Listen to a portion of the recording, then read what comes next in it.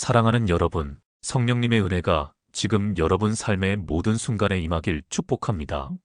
하나님의 말씀이 매일 아침 여러분을 인도하실 것이며 가정에 평안이 임할 것입니다.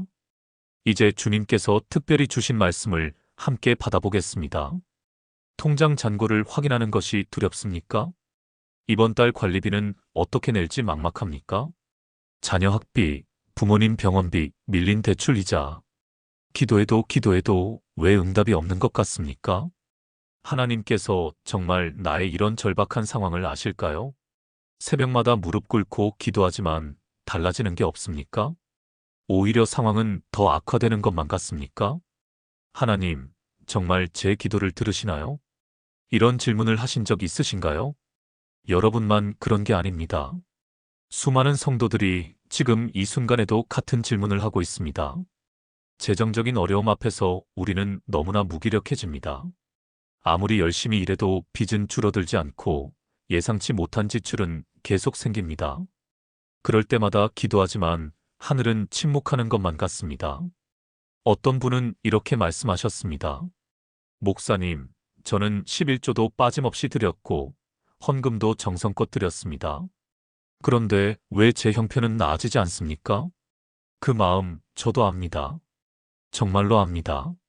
그런데 여러분, 오늘 제가 나누고 싶은 것이 있습니다.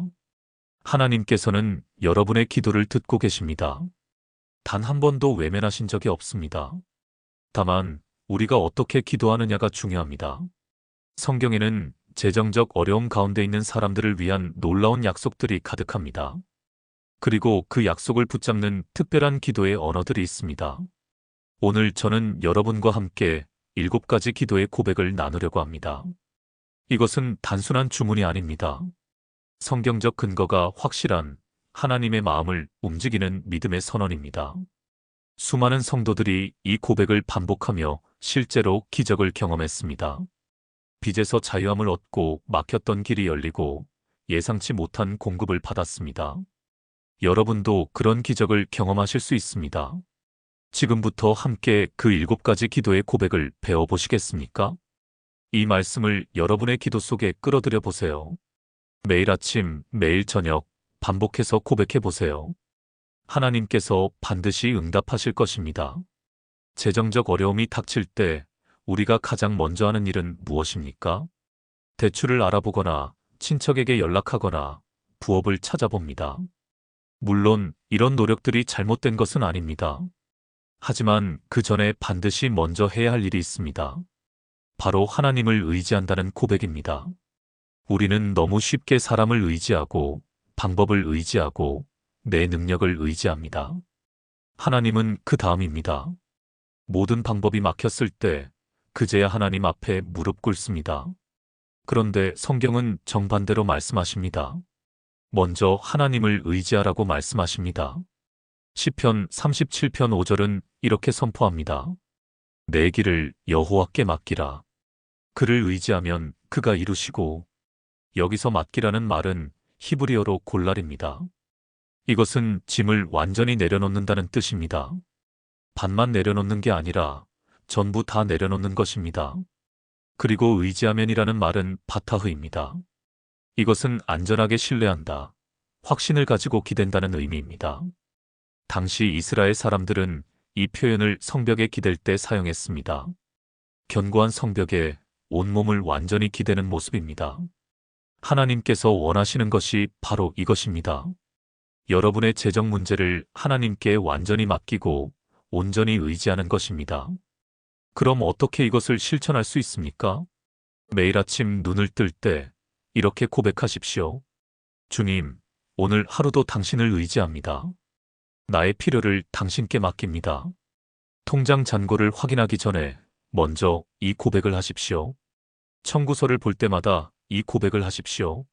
주님, 당신을 의지합니다. 이것은 단순한 말이 아닙니다. 영적 실제를 선언하는 능력의 고백입니다. 2019년 봄, 부산에 사는 이명숙 집사님의 이야기입니다. 남편이 갑자기 쓰러져 병원에 입원했습니다. 수술비만 2천만 원이 필요했습니다. 그분은 가진 돈이 300만 원밖에 없었습니다. 그날 밤 집사님은 병원 복도에서 무릎을 꿇었습니다. 눈물을 흘리며 이렇게 기도했습니다. 주님, 저는 이제 방법이 없습니다. 오직 당신만 의지합니다. 당신밖에 없습니다. 이 고백을 수십 번 반복했습니다. 새벽 3시가 넘어서까지 기도했습니다. 그런데 놀라운 일이 일어났습니다.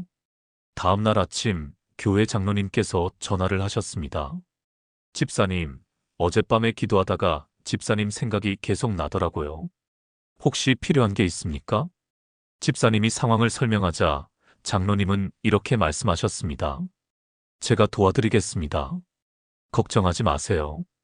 그 장로님이 수술비 전액을 지원해 주셨습니다. 이것이 하나님을 의지할 때 일어나는 기적입니다. 하나님은 우리의 의지함에 반응하십니다. 우리가 모든 것을 내려놓고 하나님께 기댈 때 하나님께서 일하기 시작하십니다.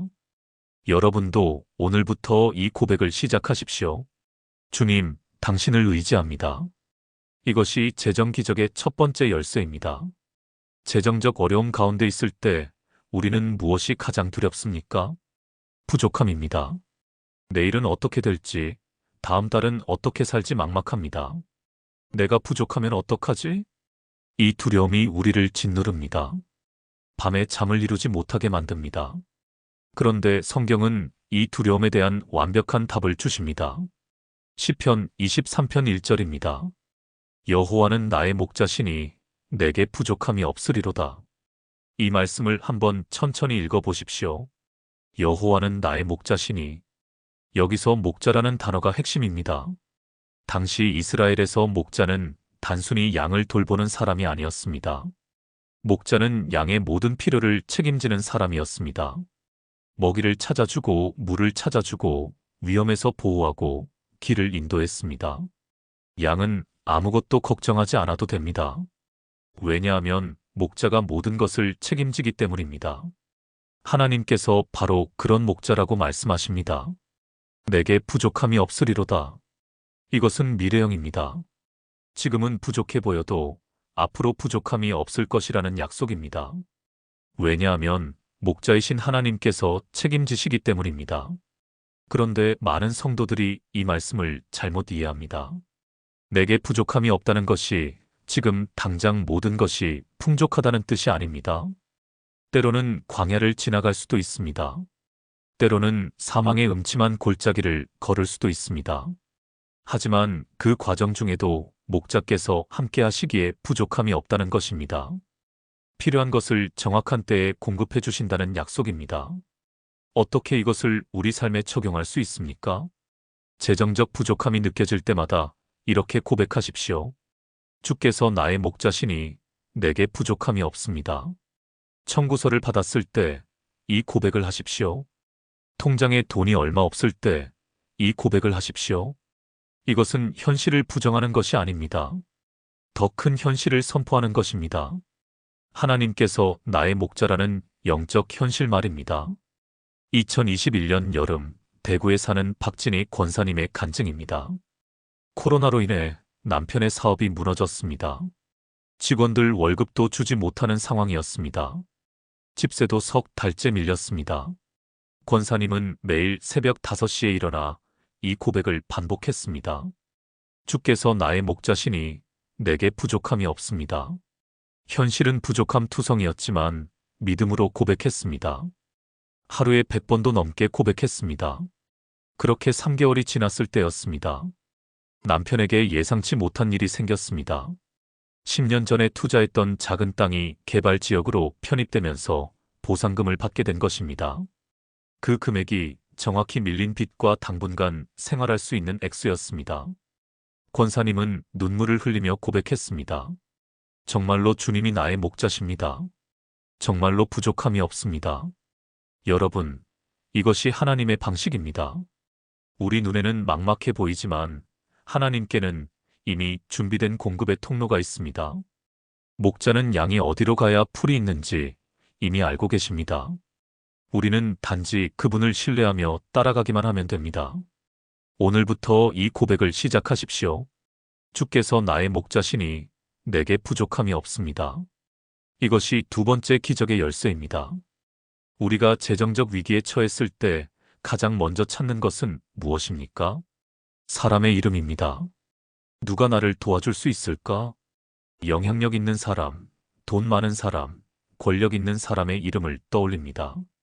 그런데 성경은 더 강력한 이름이 있다고 말씀합니다. 잠언 18장 10절을 보십시오. 여호와의 이름은 견고한 망대라. 의인은 그리로 달려가서 안전함을 얻느니라. 여호와의 이름이 무엇입니까? 단순히 하나님을 부르는 호칭이 아닙니다. 하나님의 이름은 그분의 성품, 능력, 약속, 신실하심 전부를 포함합니다. 구약시대 사람들은 이름에 큰 의미를 두었습니다. 이름은 곧 그 사람의 본질이었습니다. 하나님의 이름은 곧 하나님 자신입니다. 견고한 망대라는 표현을 주목하십시오. 당시 망대는 적의 공격으로부터 백성을 보호하는 피난처였습니다. 두껍고 높은 성벽으로 둘러싸여 있어서 그 안에 들어가면 절대 안전했습니다. 하나님의 이름이 바로 그런 것입니다. 재정적 위기라는 적이 공격해 올 때 우리가 달려가야 할 피난처입니다. 그런데 여기서 중요한 단어가 있습니다. 달려가서. 이것은 능동적인 행동입니다. 누군가 억지로 끌고 가는 게 아닙니다. 스스로 선택해서 달려가는 것입니다. 그리고 안전함을 얻느니라. 이것은 확실한 약속입니다. 하나님의 이름으로 달려가는 사람은 반드시 안전함을 얻습니다. 재정적 안전함도 포함됩니다. 그렇다면 어떻게 하나님의 이름으로 달려갈 수 있습니까? 우리의 입으로 그 이름을 선포하는 것입니다. 재정적 두려움이 몰려올 때 이렇게 고백하십시오. 주의 이름을 신뢰합니다. 주의 이름이 나의 견고한 망대입니다. 청구서를 볼 때 주의 이름을 부르십시오. 채권자의 전화를 받을 때 주의 이름을 선포하십시오. 두려움이 밀려올 때 주의 이름 안으로 달려가십시오.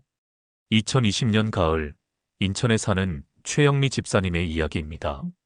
남편이 보증을 잘못 써서 하루아침에 5천만 원의 빚을 떠안게 되었습니다. 채권자들의 전화가 하루에도 수십 통씩 걸려왔습니다. 집사님은 공황장애까지 왔습니다. 전화벨 소리만 들어도 심장이 두근거렸습니다. 그런데 어느 날 새벽 기도회에서 이 말씀을 들었습니다. 여호와의 이름은 견고한 망대라. 그날부터 집사님은 전화벨이 울릴 때마다 이렇게 고백했습니다. 주의 이름이 나의 망대입니다. 나는 주의 이름 안에 있습니다. 전화를 받기 전에 먼저 이 고백을 했습니다. 신기하게도 마음이 평안해졌습니다. 그렇게 6개월을 버텼습니다. 매일 수십 번씩 주의 이름을 선포하며 버텼습니다. 그런데 놀라운 일이 일어났습니다. 남편의 친구가 갑자기 연락을 해왔습니다. 20년 전에 남편에게 빌려간 돈을 갚겠다고 했습니다. 남편도 잊고 있던 돈이었습니다. 그 금액이 정확히 5천만 원이었습니다. 집사님은 그 순간 깨달았습니다. 주의 이름이 정말로 나의 망대였구나. 주께서 나를 지키셨구나. 여러분, 하나님의 이름은 결코 헛되지 않습니다. 그 이름에는 능력이 있습니다. 그 이름에는 권세가 있습니다. 재정적 위기 가운데서 주의 이름을 부르십시오. 주의 이름을 신뢰합니다. 이것이 세 번째 기적의 열쇠입니다. 재정 문제로 힘들 때 우리는 자주 이런 생각을 합니다. 내가 더 벌어야 해. 내가 더 노력해야 해. 물론 최선을 다해 일하는 것은 중요합니다. 성경도 게으름을 경계하라고 말씀하십니다. 하지만 우리가 잊지 말아야 할 진리가 있습니다. 궁극적으로 공급하시는 분은 하나님이시라는 것입니다. 빌립보서 4장 19절은 이렇게 약속합니다. 나의 하나님이 그리스도 예수 안에서 영광 가운데 그 풍성한 대로 너희 모든 쓸 것을 채우시리라. 이 말씀을 사도 바울이 빌립보 교회에 보낸 편지에서 한 말씀입니다. 빌립보 교회는 가난한 교회였습니다. 하지만 그들은 바울의 선교 사역을 물질로 후원했습니다. 자신들도 부족한데 나눠준 것입니다. 그런 그들에게 바울은 이렇게 약속합니다. 하나님께서 너희 모든 쓸 것을 채우시리라. 나의 하나님이라는 표현을 주목하십시오. 바울에게만 하나님이 아니라 여러분에게도 하나님이라는 뜻입니다. 영광 가운데 그 풍성한 대로. 하나님의 공급은 인색하지 않습니다. 풍성합니다. 넘칩니다. 우리가 상상하는 것보다 훨씬 더 크십니다. 너희 모든 쓸 것을. 이것은 부분적 공급이 아닙니다. 모든 필요를 채우신다는 약속입니다. 채우시리라. 이것은 미래 확정형입니다. 반드시 그렇게 될 것이라는 확실한 약속입니다. 그렇다면 우리는 어떻게 이 약속을 붙잡을 수 있습니까? 매일 이렇게 고백하는 것입니다. 주께서 나의 모든 필요를 아시고 공급하십니다. 이것은 단순한 긍정적 사고가 아닙니다. 성경의 약속을 선포하는 믿음의 고백입니다.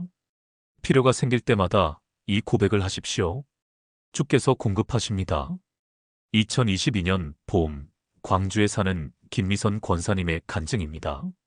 남편이 교통사고로 6개월간 일을 하지 못하게 되었습니다. 고등학생 자녀 둘의 학비와 생활비를 어떻게 감당할지 막막했습니다. 권사님은 파트타임 일을 구했지만 턱없이 부족했습니다. 그런데 권사님은 낙심하지 않고 매일 이렇게 고백했습니다. 주께서 나의 모든 필요를 아시고 공급하십니다. 아침에 일어나면서 일하러 가면서 잠들기 전에 이 고백을 반복했습니다. 한 달이 지났을 때 교회 여전도회에서 연락이 왔습니다. 권사님 가정의 형편을 듣고 몇몇 권사님들이 자녀들의 학비를 지원하기로 했다는 것입니다. 석 달이 지났을 때 권사님이 일하는 회사에서 정규직 전환 제안이 왔습니다. 그것도 예상보다 훨씬 좋은 조건이었습니다. 6달이 지나 남편이 회복되었을 때 권사님 가정은 빚이 하나도 없었습니다. 오히려 조금씩 저축까지 하고 있었습니다. 권사님은 고백했습니다. 정말로 주께서 우리의 모든 필요를 아시고 풍성하게 공급하셨습니다. 여러분, 하나님은 공급하시는 분이십니다. 그분은 우리의 필요를 모르시는 분이 아닙니다. 마태복음 6장 8절에서 예수님은 이렇게 말씀하셨습니다. 구하기 전에 너희에게 있어야 할 것을 하나님, 너희 아버지께서 아시느니라. 하나님은 이미 아십니다. 그리고 이미 준비하고 계십니다. 우리는 단지 그것을 믿음으로 고백하고 선포하면 됩니다. 주께서 공급하십니다. 이것이 네 번째 기적의 열쇠입니다. 재정 문제로 힘들 때 가장 견디기 어려운 것이 무엇입니까? 기다림입니다. 우리는 빨리 해결되기를 원합니다. 당장 내일이라도 기적이 일어나기를 바랍니다. 하지만 하나님의 응답은 때로 우리가 원하는 것보다 느린 것처럼 보입니다. 그럴 때 우리는 조급해집니다. 불안해집니다. 심지어 하나님을 원망하기도 합니다. 하나님, 언제까지 기다려야 합니까? 그런데 성경은 이렇게 말씀합니다. 시편 27편 14절입니다. 여호와를 기다릴지어다 강하고 담대하며 여호와를 기다릴지어다. 기다릴지어다라는 말이 2번 반복됩니다. 이것은 강조입니다. 반드시 기다리라는 것입니다. 그런데 여기서 기다린다는 히브리어 카바는 단순히 수동적으로 앉아서 기다리는 게 아닙니다. 이것은 희망을 가지고 적극적으로 기대하는 것입니다. 밧줄을 꼬듯이 하나님의 약속과 나의 믿음을 단단히 엮으며 기다리는 것입니다. 강하고 담대하며. 기다림은 약한 자의 체념이 아닙니다. 강한 자의 믿음입니다. 담대한 자의 확신입니다. 왜 우리가 기다려야 합니까? 하나님의 때가 있기 때문입니다. 전도서 3장 1절은 말씀합니다. 천하의 범사에 기한이 있고 모든 목적이 이룰 때가 있나니. 하나님께는 정확한 타이밍이 있습니다. 너무 빨라도 안 되고 너무 늦어도 안 되는 완벽한 때가 있습니다. 우리가 급하게 서두르면 하나님의 최선을 놓치게 됩니다. 그렇다면 어떻게 기다릴 수 있습니까? 매일 이렇게 고백하는 것입니다. 주의 때가 가장 좋은 때입니다. 나는 주의 때를 기다립니다. 조급함이 밀려올 때 이 고백을 하십시오. 답답함이 느껴질 때 이 고백을 하십시오. 주의 때를 기다립니다. 2018년 겨울 서울에 사는 정수진 집사님의 이야기입니다. 아파트 전세 만기가 다가왔는데 갱신이 안 되었습니다.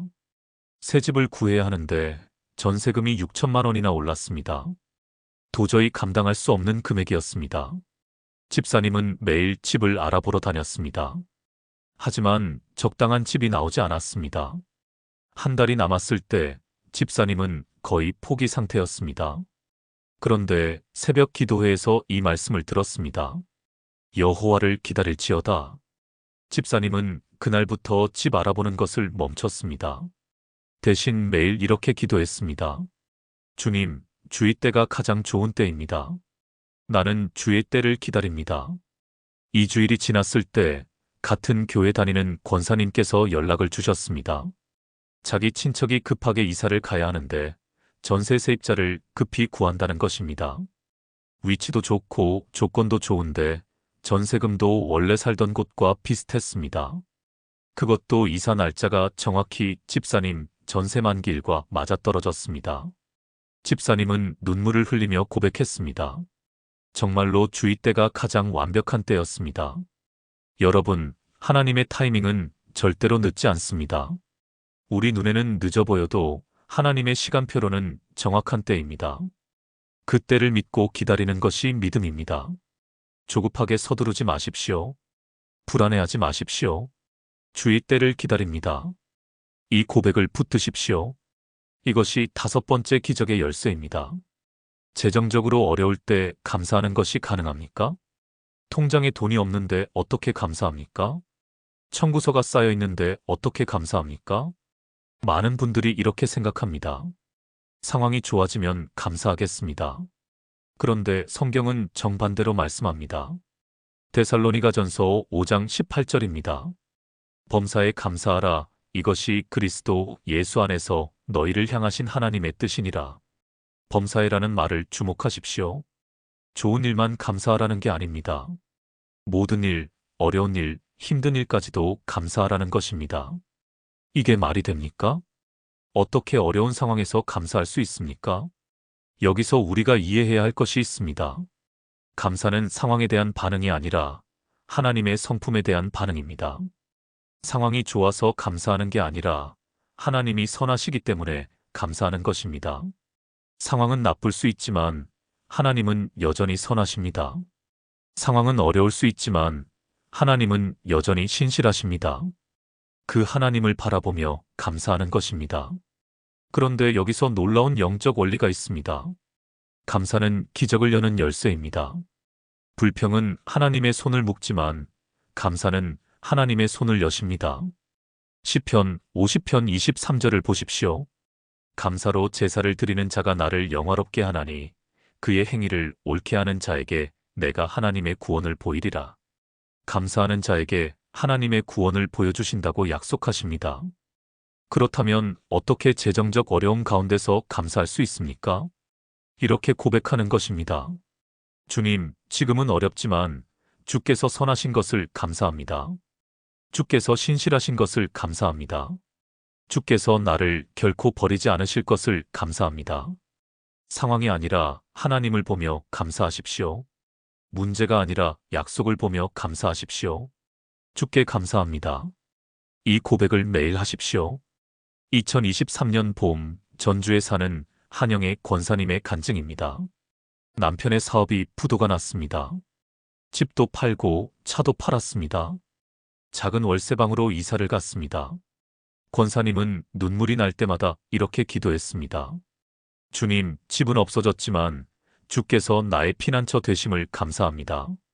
차는 팔았지만 주께서 나의 길을 인도하심을 감사합니다. 통장은 비었지만 주께서 나의 공급자 되심을 감사합니다. 매일 이렇게 감사 기도를 드렸습니다. 처음에는 억지로 하는 것 같았습니다. 하지만 계속하다 보니 정말 감사한 마음이 생겼습니다. 그리고 3개월이 지났을 때 권사님에게 일자리가 생겼습니다. 한 기업의 격리 담당으로 채용된 것입니다. 급여도 괜찮았고 근무 환경도 좋았습니다. 6개월 후 남편도 새로운 일을 시작했습니다. 1년이 지났을 때 그들은 조금씩 빚을 갚기 시작했습니다. 2년이 지난 지금 빚은 거의 다 갚았고 다시 전세집으로 이사했습니다. 권사님은 고백합니다. 감사가 기적을 가져왔습니다. 감사하니까 하나님께서 일하기 시작하셨습니다. 여러분, 감사는 선택입니다. 상황이 감사를 만드는 게 아니라 우리가 감사를 선택하는 것입니다. 재정적으로 어려워도 감사할 것을 찾으십시오. 생명이 있는 것, 가족이 있는 것, 하나님을 아는 것, 구원받은 것. 감사할 것이 너무나 많습니다. 주께 감사합니다. 이 고백을 시작하십시오. 이것이 6번째 기적의 열쇠입니다. 재정 문제로 기도할 때 우리는 무엇을 구합니까? 돈을 구합니다. 해결책을 구합니다. 기적을 구합니다. 물론 이런 것들을 구하는 것이 잘못은 아닙니다. 하지만 가장 먼저 구해야 할 것이 있습니다. 바로 하나님의 뜻입니다. 마태복음 6장 33절을 보십시오. 너희는 먼저 그의 나라와 그의 의를 구하라 그리하면 이 모든 것을 너희에게 더하시리라. 먼저라는 단어가 핵심입니다. 순서가 있다는 것입니다. 먼저 하나님의 나라와 의를 구하면 나머지는 더하여 주신다는 약속입니다. 여기서 이 모든 것은 무엇입니까? 앞 구절을 보면 먹을 것, 입을 것, 마실 것입니다. 우리의 일상적 필요들입니다. 재정적 필요도 포함됩니다. 하나님께서는 우리가 먼저 그분의 뜻을 구할 때 우리의 필요를 책임져 주시겠다고 약속하십니다. 그렇다면 하나님의 뜻은 무엇입니까? 재정적 어려움을 통해 하나님께서 우리에게 무엇을 가르치려고 하십니까? 때로는 우리의 탐욕을 다루시려고 하십니다. 때로는 우리의 우선순위를 바로잡으시려고 하십니다. 때로는 더 깊은 믿음을 배우게 하시려고 하십니다. 때로는 겸손을 가르치시려고 하십니다. 하나님의 뜻은 단순히 우리를 부자로 만드는 것이 아닙니다. 우리를 그리스도의 형상으로 빚어가시는 것입니다. 재정적 어려움도 그 과정의 일부일 수 있습니다. 그렇다면 어떻게 하나님의 뜻을 구할 수 있습니까? 이렇게 기도하는 것입니다. 주님, 이 재정적 어려움을 통해 제게 무엇을 가르치려고 하십니까? 주의 뜻이 무엇입니까? 주의 뜻이 이루어지기를 원합니다. 문제 해결만 구하지 말고 하나님의 뜻을 먼저 구하십시오. 주의 뜻을 구합니다. 이 고백을 하십시오. 2021년 가을, 제주도에 사는 송미경 집사님의 간증입니다. 남편과 함께 작은 식당을 운영했는데 코로나로 인해 손님이 끊겼습니다. 매출은 거의 없는데 월세와 재료비는 계속 나갔습니다. 집사님은 매일 기도했습니다. 주님, 장사가 잘 되게 해주세요. 손님을 보내주세요. 하지만 상황은 나아지지 않았습니다. 6개월이 지났을 때 집사님은 기도 제목을 바꿨습니다. 주님, 제가 구하는 것이 아니라 주님이 원하시는 것이 무엇입니까? 이 상황을 통해 제게 무엇을 가르치려고 하십니까? 그렇게 기도하며 성경을 읽던 중 한 구절이 마음에 와닿았습니다. 내 은혜가 내게 족하도다. 집사님은 깨달았습니다. 하나님께서 원하시는 것은 성공한 식당이 아니라 하나님의 은혜로 만족하는 마음이었다는 것을. 그날부터 집사님은 기도 제목을 바꿨습니다. 주님, 주의 은혜가 제게 족합니다. 주의 뜻대로 하옵소서. 한 달 후 식당 건물 주인이 연락을 해왔습니다. 코로나 시국을 감안해서 월세를 반으로 깎아주겠다는 것이었습니다. 그리고 얼마 후 정부 지원금도 나왔습니다. 상황이 조금씩 나아지기 시작했습니다. 집사님은 고백합니다. 하나님의 뜻을 구하니까 하나님께서 일하기 시작하셨습니다. 내 뜻이 아니라 주의 뜻이 중요하다는 것을 배웠습니다. 여러분, 재정 문제로 기도할 때 가장 중요한 것은 무엇입니까? 내 뜻이 이루어지는 것이 아니라 하나님의 뜻이 이루어지는 것입니다. 예수님도 겟세마네 동산에서 이렇게 기도하셨습니다. 내 뜻대로 마시옵고 아버지의 뜻대로 하옵소서. 우리도 이렇게 기도해야 합니다. 주의 뜻을 구합니다. 주의 뜻이 이루어지기를 원합니다. 이것이 7번째이자 마지막 기적의 열쇠입니다. 사랑하는 여러분, 지금까지 재정적 어려움 가운데서 기도할 때 반복해야 할 7가지 고백을 나눴습니다. 첫 번째, 주님, 당신을 의지합니다. 모든 것을 하나님께 맡기는 고백. 두 번째, 주께서 나의 목자시니 부족함이 없을 것이라는 확신의 고백. 세 번째, 주의 이름을 신뢰합니다. 견고한 망대 되시는 주님께 달려가는 고백. 네 번째, 주께서 공급하십니다. 모든 필요를 채우시는 하나님을 선포하는 고백. 5번째, 주의 때를 기다립니다. 하나님의 완벽한 타이밍을 신뢰하는 고백. 6번째, 주께 감사합니다. 어려운 상황에서도 감사를 선택하는 고백. 7번째, 주의 뜻을 구합니다. 내 뜻보다 하나님의 뜻을 우선하는 고백. 이 7가지는 단순한 주문이 아닙니다. 성경의 약속에 근거한 믿음의 선언입니다. 하나님의 마음을 움직이는 기도의 언어입니다. 여러분도 오늘부터 이 고백들을 반복해 보십시오. 아침에 눈 뜰 때, 낮에 일할 때, 밤에 잠들기 전에 고백하십시오. 재정적 두려움이 밀려올 때마다 고백하십시오. 청구서를 볼 때마다 고백하십시오. 통장 잔고를 확인할 때마다 고백하십시오. 하나님께서 반드시 응답하실 것입니다. 때로는 즉시, 때로는 점진적으로, 때로는 예상치 못한 방법으로 응답하실 것입니다. 그러나 한 가지는 확실합니다. 하나님은 결코 여러분을 버리지 않으실 것입니다. 여러분의 기도를 듣고 계십니다. 여러분의 눈물을 보고 계십니다. 그리고 가장 좋은 때에 가장 좋은 방법으로 응답하실 것입니다. 이 영상이 여러분에게 도움이 되었다면 좋아요를 눌러주시고 댓글로 아멘이라고 고백해주세요. 그리고 재정적 어려움으로 힘들어하는 주변 분들에게 이 영상을 공유해주세요. 하나님의 위로와 소망이 여러분 모두에게 함께 하시기를 축복합니다. 주님의 이름으로 기도합니다. 아멘. 사랑하는 여러분, 성령님의 은혜가 지금 여러분 삶의 모든 순간에 임하길 축복합니다. 하나님의 말씀이 매일 아침 여러분을 인도하실 것이며 가정에 평안이 임할 것입니다. 이제 주님께서 특별히 주신 말씀을 함께 받아보겠습니다. 통장 잔고를 확인하는 것이 두렵습니까? 이번 달 관리비는 어떻게 낼지 막막합니까? 자녀 학비, 부모님 병원비, 밀린 대출 이자. 기도해도 왜 응답이 없는 것 같습니까? 하나님께서 정말 나의 이런 절박한 상황을 아실까요? 새벽마다 무릎 꿇고 기도하지만 달라지는 게 없습니까? 오히려 상황은 더 악화되는 것만 같습니까? 하나님, 정말 제 기도를 들으시나요? 이런 질문을 하신 적 있으신가요? 여러분만 그런 게 아닙니다. 수많은 성도들이 지금 이 순간에도 같은 질문을 하고 있습니다. 재정적인 어려움 앞에서 우리는 너무나 무기력해집니다.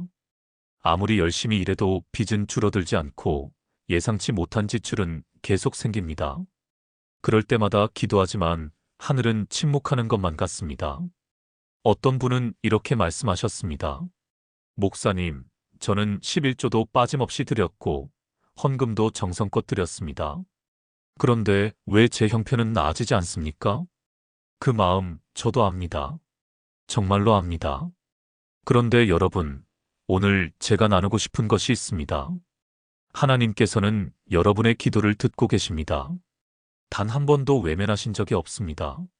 다만 우리가 어떻게 기도하느냐가 중요합니다.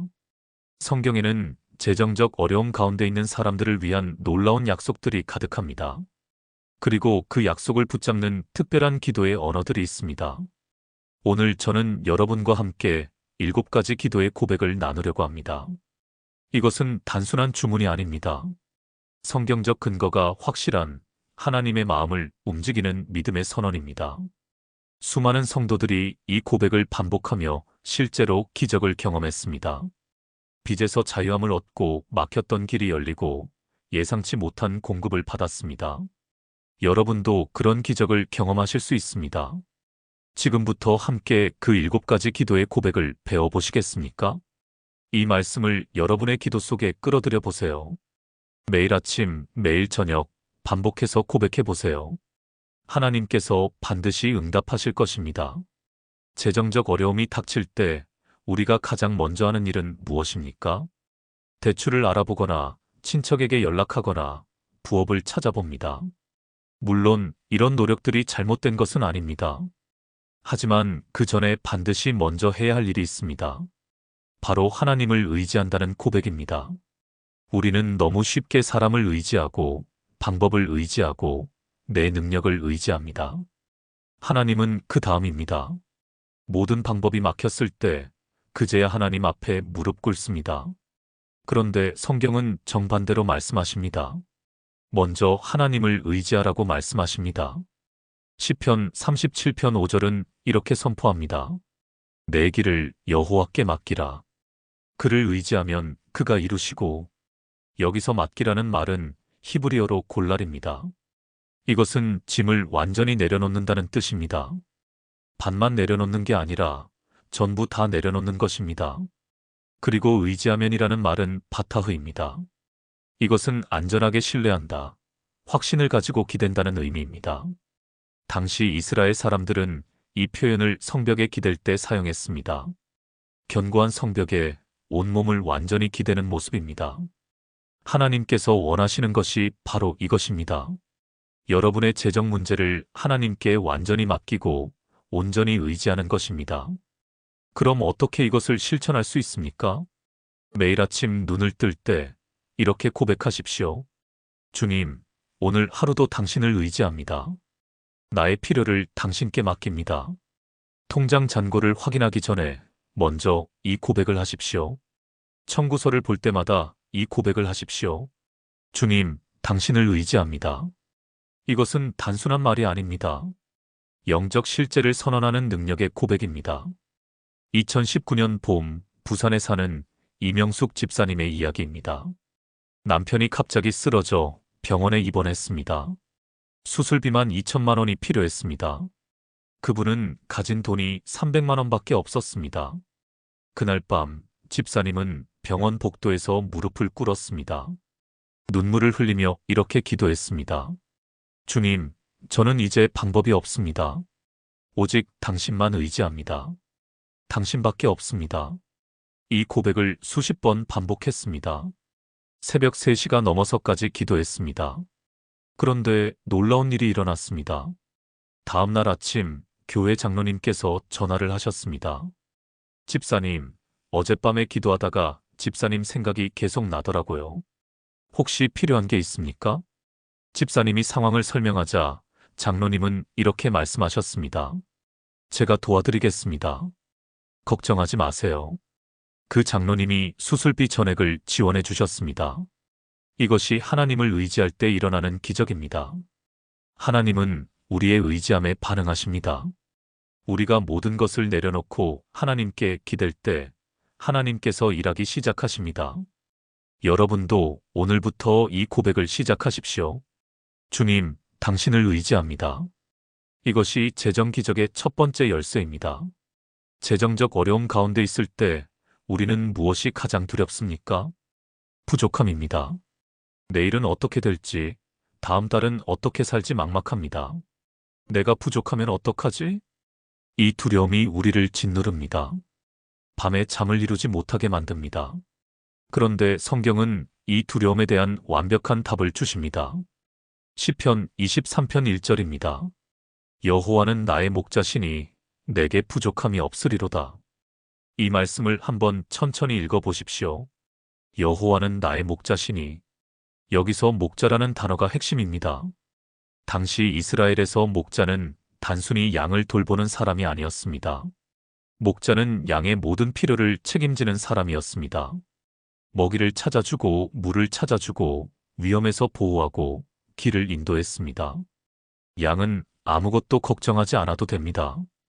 왜냐하면 목자가 모든 것을 책임지기 때문입니다. 하나님께서 바로 그런 목자라고 말씀하십니다. 내게 부족함이 없으리로다. 이것은 미래형입니다. 지금은 부족해 보여도 앞으로 부족함이 없을 것이라는 약속입니다. 왜냐하면 목자이신 하나님께서 책임지시기 때문입니다. 그런데 많은 성도들이 이 말씀을 잘못 이해합니다. 내게 부족함이 없다는 것이 지금 당장 모든 것이 풍족하다는 뜻이 아닙니다. 때로는 광야를 지나갈 수도 있습니다.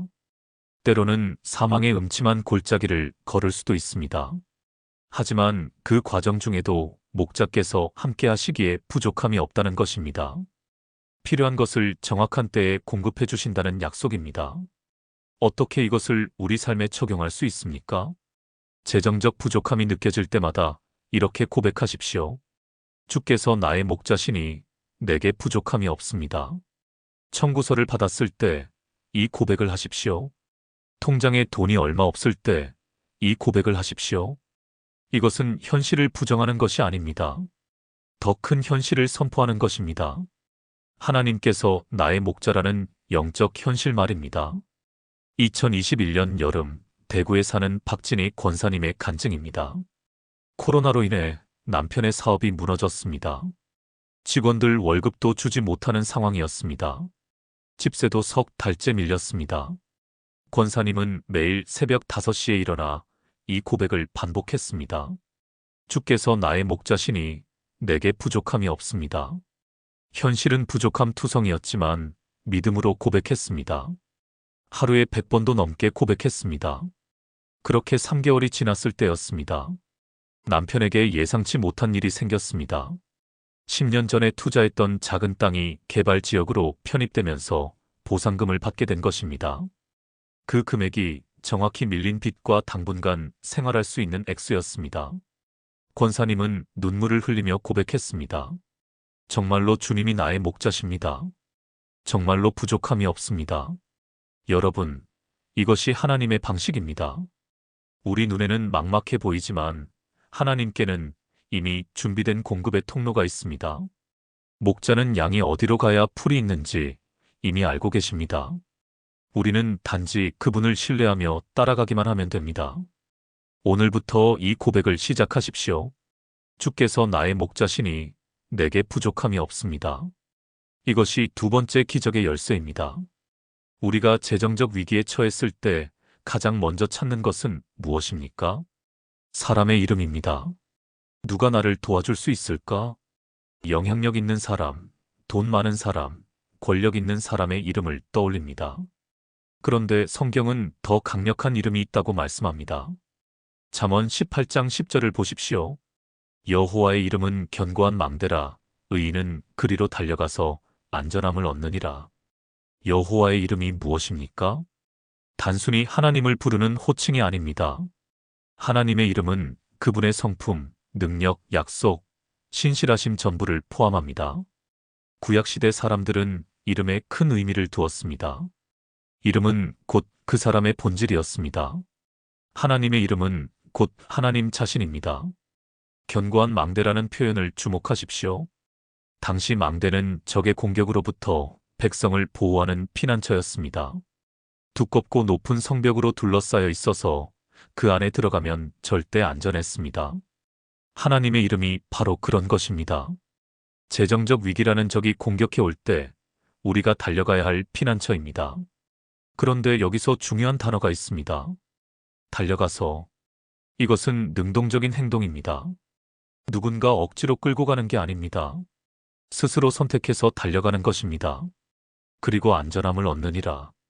이것은 확실한 약속입니다. 하나님의 이름으로 달려가는 사람은 반드시 안전함을 얻습니다. 재정적 안전함도 포함됩니다. 그렇다면 어떻게 하나님의 이름으로 달려갈 수 있습니까? 우리의 입으로 그 이름을 선포하는 것입니다. 재정적 두려움이 몰려올 때 이렇게 고백하십시오.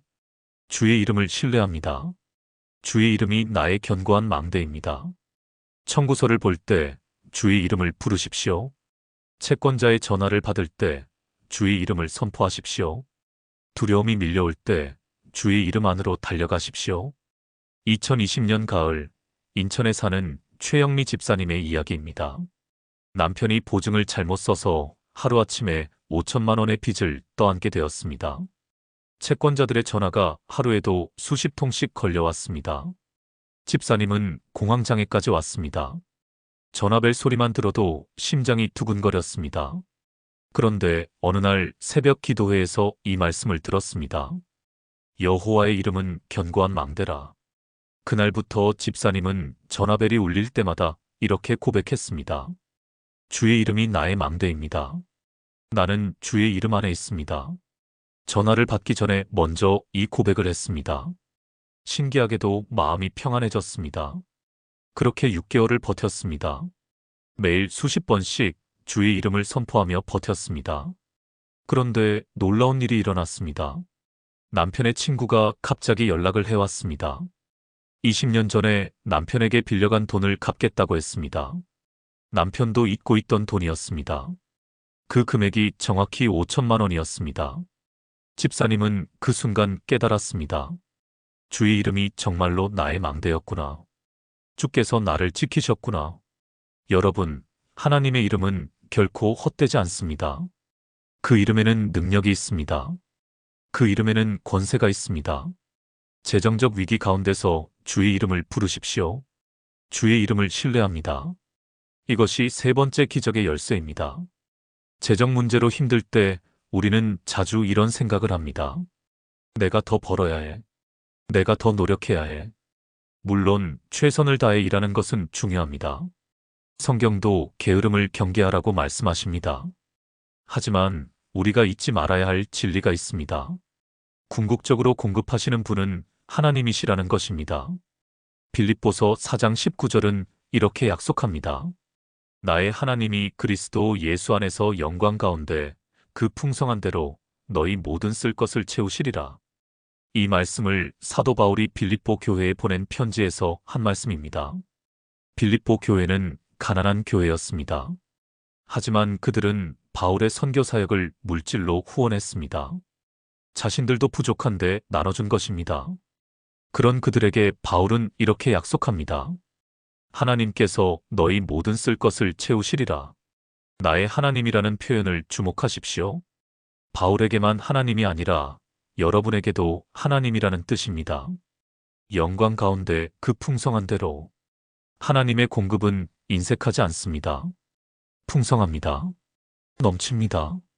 우리가 상상하는 것보다 훨씬 더 크십니다. 너희 모든 쓸 것을.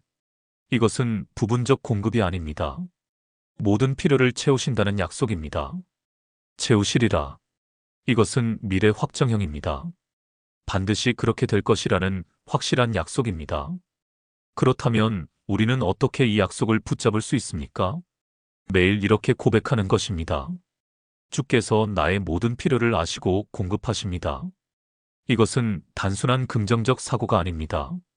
성경의 약속을 선포하는 믿음의 고백입니다. 필요가 생길 때마다 이 고백을 하십시오. 주께서 공급하십니다. 2022년 봄, 광주에 사는 김미선 권사님의 간증입니다. 남편이 교통사고로 6개월간 일을 하지 못하게 되었습니다. 고등학생 자녀 둘의 학비와 생활비를 어떻게 감당할지 막막했습니다. 권사님은 파트타임 일을 구했지만 턱없이 부족했습니다. 그런데 권사님은 낙심하지 않고 매일 이렇게 고백했습니다. 주께서 나의 모든 필요를 아시고 공급하십니다. 아침에 일어나면서 일하러 가면서 잠들기 전에 이 고백을 반복했습니다. 한 달이 지났을 때 교회 여전도회에서 연락이 왔습니다. 권사님 가정의 형편을 듣고 몇몇 권사님들이 자녀들의 학비를 지원하기로 했다는 것입니다. 석 달이 지났을 때 권사님이 일하는 회사에서 정규직 전환 제안이 왔습니다. 그것도 예상보다 훨씬 좋은 조건이었습니다. 6달이 지나 남편이 회복되었을 때 권사님 가정은 빚이 하나도 없었습니다. 오히려 조금씩 저축까지 하고 있었습니다. 권사님은 고백했습니다. 정말로 주께서 우리의 모든 필요를 아시고 풍성하게 공급하셨습니다. 여러분, 하나님은 공급하시는 분이십니다. 그분은 우리의 필요를 모르시는 분이 아닙니다. 마태복음 6장 8절에서 예수님은 이렇게 말씀하셨습니다. 구하기 전에 너희에게 있어야 할 것을 하나님, 너희 아버지께서 아시느니라. 하나님은 이미 아십니다.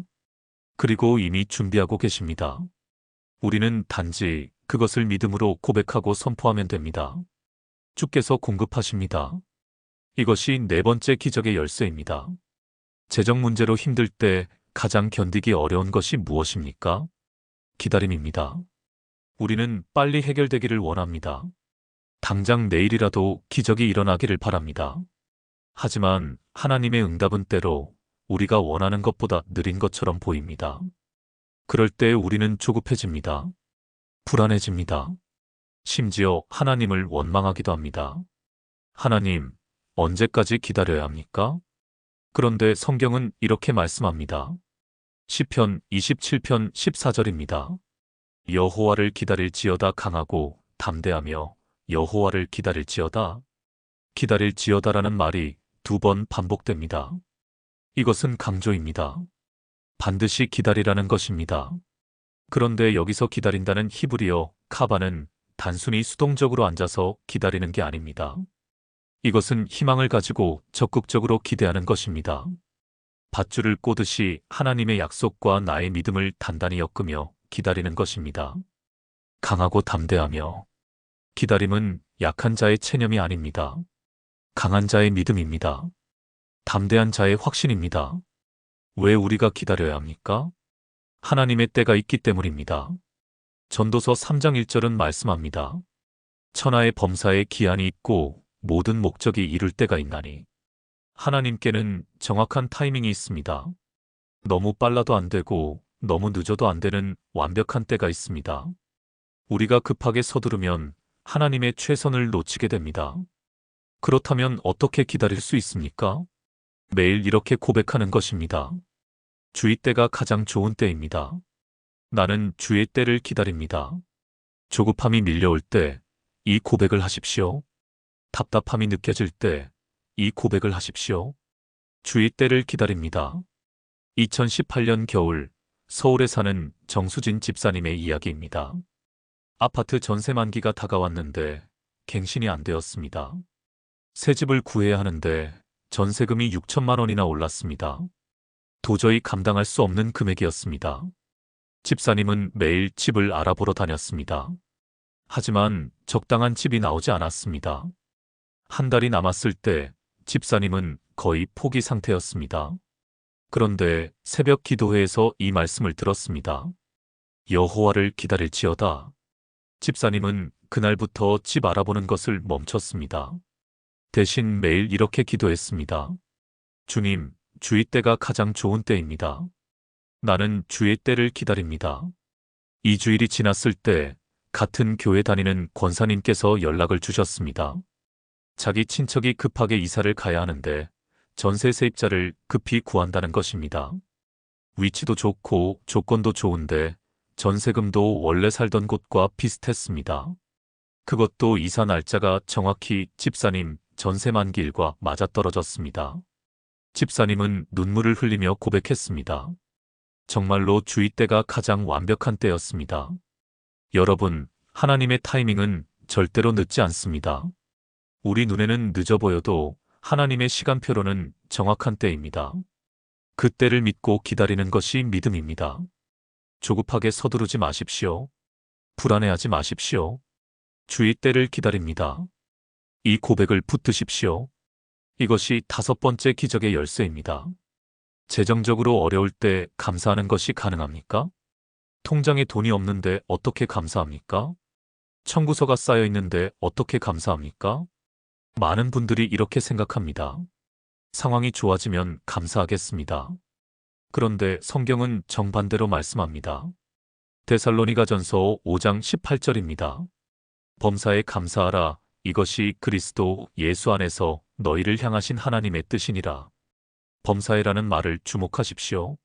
좋은 일만 감사하라는 게 아닙니다. 모든 일, 어려운 일, 힘든 일까지도 감사하라는 것입니다. 이게 말이 됩니까? 어떻게 어려운 상황에서 감사할 수 있습니까? 여기서 우리가 이해해야 할 것이 있습니다. 감사는 상황에 대한 반응이 아니라 하나님의 성품에 대한 반응입니다. 상황이 좋아서 감사하는 게 아니라 하나님이 선하시기 때문에 감사하는 것입니다. 상황은 나쁠 수 있지만 하나님은 여전히 선하십니다. 상황은 어려울 수 있지만 하나님은 여전히 신실하십니다. 그 하나님을 바라보며 감사하는 것입니다. 그런데 여기서 놀라운 영적 원리가 있습니다. 감사는 기적을 여는 열쇠입니다. 불평은 하나님의 손을 묶지만 감사는 하나님의 손을 여십니다. 시편 50편 23절을 보십시오. 감사로 제사를 드리는 자가 나를 영화롭게 하나니 그의 행위를 옳게 하는 자에게 내가 하나님의 구원을 보이리라. 감사하는 자에게 하나님의 구원을 보여주신다고 약속하십니다. 그렇다면 어떻게 재정적 어려움 가운데서 감사할 수 있습니까? 이렇게 고백하는 것입니다. 주님, 지금은 어렵지만 주께서 선하신 것을 감사합니다. 주께서 신실하신 것을 감사합니다. 주께서 나를 결코 버리지 않으실 것을 감사합니다. 상황이 아니라 하나님을 보며 감사하십시오. 문제가 아니라 약속을 보며 감사하십시오. 주께 감사합니다. 이 고백을 매일 하십시오.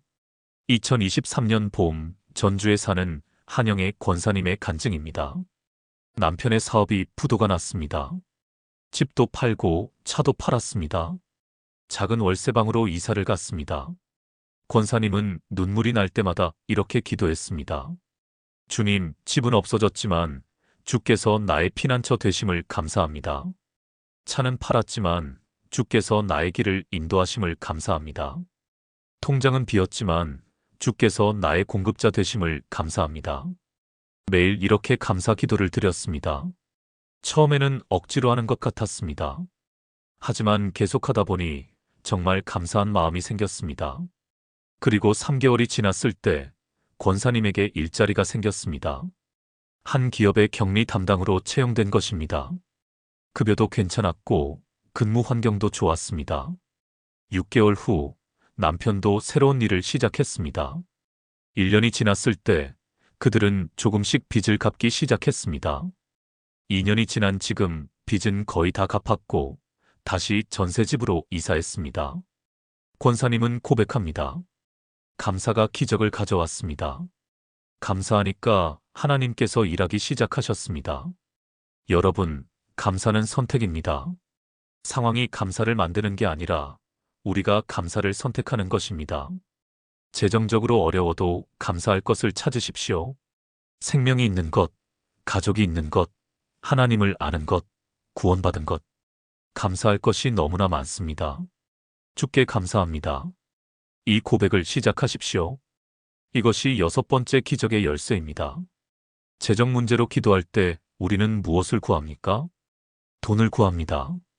해결책을 구합니다. 기적을 구합니다.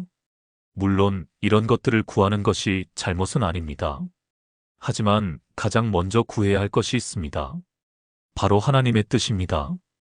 마태복음 6장 33절을 보십시오.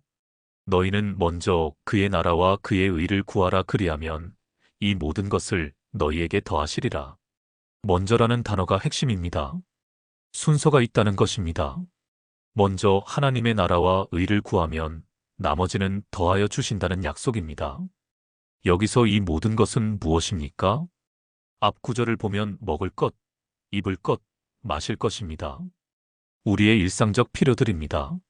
재정적 필요도 포함됩니다. 하나님께서는 우리가 먼저 그분의 뜻을 구할 때 우리의 필요를 책임져 주시겠다고 약속하십니다. 그렇다면 하나님의 뜻은 무엇입니까? 재정적 어려움을 통해 하나님께서 우리에게 무엇을 가르치려고 하십니까? 때로는 우리의 탐욕을 다루시려고 하십니다. 때로는 우리의 우선순위를 바로잡으시려고 하십니다. 때로는 더 깊은 믿음을 배우게 하시려고 하십니다. 때로는 겸손을 가르치시려고 하십니다. 하나님의 뜻은 단순히 우리를 부자로 만드는 것이 아닙니다. 우리를 그리스도의 형상으로 빚어가시는 것입니다. 재정적 어려움도 그 과정의 일부일 수 있습니다. 그렇다면 어떻게 하나님의 뜻을 구할 수 있습니까? 이렇게 기도하는 것입니다. 주님, 이 재정적 어려움을 통해 제게 무엇을 가르치려고 하십니까? 주의 뜻이 무엇입니까? 주의 뜻이 이루어지기를 원합니다. 문제 해결만 구하지 말고 하나님의 뜻을 먼저 구하십시오. 주의 뜻을 구합니다. 이 고백을 하십시오. 2021년 가을, 제주도에 사는 송미경 집사님의 간증입니다. 남편과 함께 작은 식당을 운영했는데 코로나로 인해 손님이 끊겼습니다. 매출은 거의 없는데 월세와 재료비는 계속 나갔습니다. 집사님은 매일 기도했습니다. 주님, 장사가 잘 되게 해주세요. 손님을 보내주세요. 하지만 상황은 나아지지 않았습니다. 6개월이 지났을 때 집사님은 기도 제목을 바꿨습니다. 주님, 제가 구하는 것이 아니라 주님이 원하시는 것이 무엇입니까? 이 상황을 통해 제게 무엇을 가르치려고 하십니까? 그렇게 기도하며 성경을 읽던 중 한 구절이 마음에 와닿았습니다. 내 은혜가 내게 족하도다. 집사님은 깨달았습니다. 하나님께서 원하시는 것은 성공한 식당이 아니라 하나님의 은혜로 만족하는 마음이었다는 것을. 그날부터 집사님은 기도 제목을 바꿨습니다. 주님, 주의 은혜가 제게 족합니다. 주의 뜻대로 하옵소서. 한 달 후 식당 건물 주인이 연락을 해왔습니다. 코로나 시국을 감안해서 월세를 반으로 깎아주겠다는 것이었습니다. 그리고 얼마 후 정부 지원금도 나왔습니다. 상황이 조금씩 나아지기 시작했습니다. 집사님은 고백합니다. 하나님의 뜻을 구하니까 하나님께서 일하기 시작하셨습니다. 내 뜻이 아니라 주의 뜻이 중요하다는 것을 배웠습니다. 여러분, 재정 문제로 기도할 때 가장 중요한 것은 무엇입니까? 내 뜻이 이루어지는 것이 아니라 하나님의 뜻이 이루어지는 것입니다. 예수님도 겟세마네 동산에서 이렇게 기도하셨습니다. 내 뜻대로 마시옵고 아버지의 뜻대로 하옵소서. 우리도 이렇게 기도해야 합니다. 주의 뜻을 구합니다. 주의 뜻이 이루어지기를 원합니다. 이것이 7번째이자 마지막 기적의 열쇠입니다. 사랑하는 여러분, 지금까지 재정적 어려움 가운데서 기도할 때 반복해야 할 7가지 고백을 나눴습니다. 첫 번째, 주님, 당신을 의지합니다. 모든 것을 하나님께 맡기는 고백. 두 번째, 주께서 나의 목자시니 부족함이 없을 것이라는 확신의 고백. 세 번째, 주의 이름을 신뢰합니다. 견고한 망대 되시는 주님께 달려가는 고백. 네 번째, 주께서 공급하십니다. 모든 필요를 채우시는 하나님을 선포하는 고백. 다섯 번째, 주의 때를 기다립니다. 하나님의 완벽한 타이밍을 신뢰하는 고백. 여섯 번째, 주께 감사합니다. 어려운 상황에서도 감사를 선택하는 고백. 일곱 번째, 주의 뜻을 구합니다. 내 뜻보다 하나님의 뜻을 우선하는 고백. 이 7가지는 단순한 주문이 아닙니다. 성경의 약속에 근거한 믿음의 선언입니다. 하나님의 마음을 움직이는 기도의 언어입니다. 여러분도 오늘부터 이 고백들을 반복해 보십시오. 아침에 눈 뜰 때, 낮에 일할 때, 밤에 잠들기 전에 고백하십시오. 재정적 두려움이 밀려올 때마다 고백하십시오. 청구서를 볼 때마다 고백하십시오. 통장 잔고를 확인할 때마다 고백하십시오. 하나님께서 반드시 응답하실 것입니다. 때로는 즉시, 때로는 점진적으로, 때로는 예상치 못한 방법으로 응답하실 것입니다. 그러나 한 가지는 확실합니다. 하나님은 결코 여러분을 버리지 않으실 것입니다. 여러분의 기도를 듣고 계십니다. 여러분의 눈물을 보고 계십니다. 그리고 가장 좋은 때에 가장 좋은 방법으로 응답하실 것입니다. 이 영상이 여러분에게 도움이 되었다면 좋아요를 눌러주시고 댓글로 아멘이라고 고백해주세요.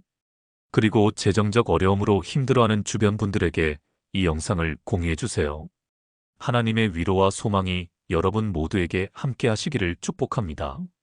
주님의 이름으로 기도합니다. 아멘.